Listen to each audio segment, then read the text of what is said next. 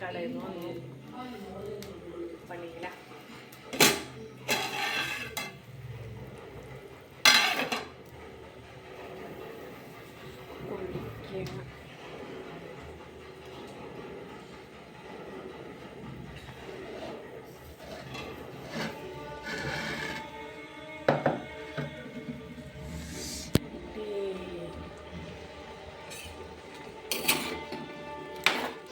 രാത്രി ചോറല്ല പൊള്ളിക്കാനാ.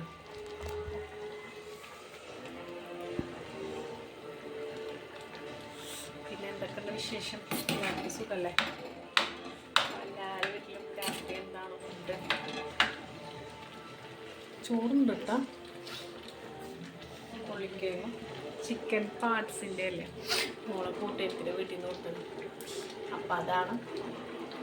ഓക്കെ, ഇഷ്ടമായ സബ്സ്ക്രൈബ് ചെയ്യാൻ മറക്കരുത്. Okay, by.